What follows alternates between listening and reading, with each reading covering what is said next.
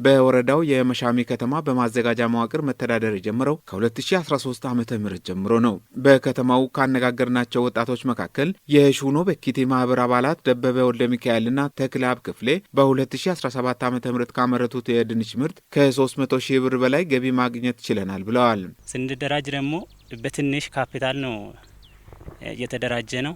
ተደራጅተን ድንች ሰራን። ከሰራን በኋላ እግዚአብሔር ፍቃዱ ነው ብዙ ውጤት አገኝተናል።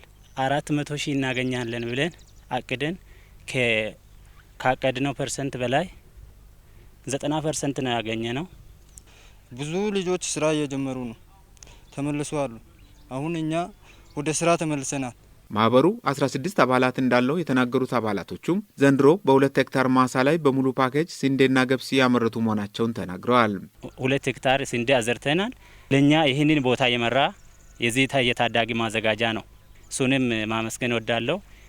አሁንም ቢሆን ይሄ ሙሉ ፓኬጅ በመጠቀም ይህን የምታዩትን ስንዴንና ገብሱን እስከዚህ ደረጃ አደርሰናል። ለዚህም ብዙ ደረጃ እናገኛለን፣ ብዙ ውጤት እናገኛለን ብለን ነው እያቀድን ያለ ነው። ብዙ አግኝተናል፣ ብዙ ተለውጠናል፣ ለውጥ አመተናል። ወደፊት ያለው ልጆች እኛ ጋር እየቀረቡ ነው፣ እየመጡ ነው፣ አሁን ስራ ላይ እየጀመሩ ነው። ከዚህ ቀደም ባልባሌ ቦታ ጊዜ ያጠፉ እንደነበር አስታውሰው ተደራጅተው ስራ ከጀመሩ ወዲህ በቁርጠኝነት በመስራት እስከ 500 ሺህ ብር ገቢ ለማግኘት ግብ ማስቀመጣቸውን ገልጸዋል። ከዚህ አነሰ ቢባል 100 እና ከ100 በላይ ኩንታል እናገኛለን ብለን እናስባለን። ወደ ገንዘብ ሲቀየር 400 እና 500 ሺህ እስከዛ እናገኛለን ብለን ነው አቅደን የገባ ነው የሰራ ነው። እርሻ የማይችሉት ልጆች ካሉት በድለባ ጀምረናል። እኛ ብቻ ሳይሆን በሀገር ላይ ለውጥ እናመጣለን ብዬ አስባለሁ። የመሻሚ ከተማ ግብርና ልማት ባለሙያ አቶ ቀለመወርቅ ቀንቶ በ2017-18 የመኸር አዝመራ 42 ሄክታር ማሳ ለማልማት ታቅዶ በገብስ፣ ስንዴ፣ ጤፍ፣ ባቄላና አተር 32 ሄክታር መሸፈን እንደተቻለ ተናግረዋል። የ2017-18 መኸር አጠቃላይ እቅድ 42 ሄክታር ነበር ለኛ የተሰጠው እቅድ።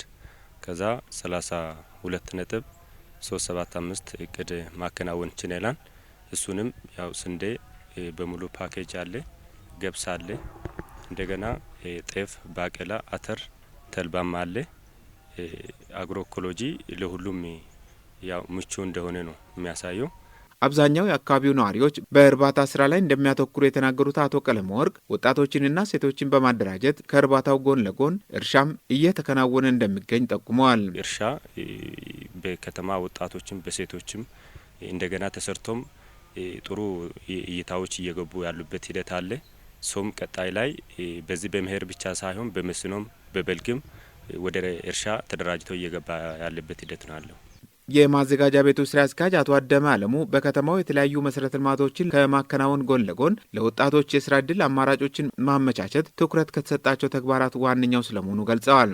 ለስራ ዕድል ፈጠራ የሚሆኑ ሼዶችንና ለከተማ ግብርና የሚሆኑ ቦታዎችን በማዘጋጀት ለወጣቶች የማስተላለፍ ተግባር እያከናወኑ ስለመሆናቸው አንስተዋል።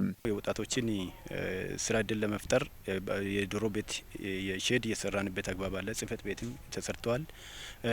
ከተማ ውስጥ ለውስጥ ያለው ግሬድ ተደርጎ ለህብረተሰቡ ክፍት የሆነበት አግባብ አለ። ኮንቴነር ተሰርቶ ለወጣቶች ክፍት መሆን መቻል አለበት የሚለውን ሀሳብ ይዘን ቀጥታ አሁን በማዘጋጃ ቋት ብዙ ገንዘብ ተሰብስቦ ወደዛ ተግባር የገባንበት አግባቢ አለ። በማዘጋጃ ቤቱ 2090 ወጣቶችን በመለየት በተለያዩ ዘርፎች ወደ ስራ ለማስገባት ታቅዶ እስካሁን በ5 ማህበራት የታቀፉ 500 ወጣቶችን ተጠቃሚ ማድረግ መቻሉን ገልጸው ቀሪዎችን በቀጣይ ተጠቃሚ ለማድረግ እንደሚሰራ ተናግረዋል። ከወጣቶች ልየታም አንጻር 2090 ነበር የተሰጠን እቅድ። ከዚህ ውስጥ ወደ 500 የሚሆኑ ወጣቶችን ወደ ተግባር አስገብተናል። ሴቶች ይህንም በዚህ ልክም ወደ ተግባር እንዲገቡም ተደርጓል።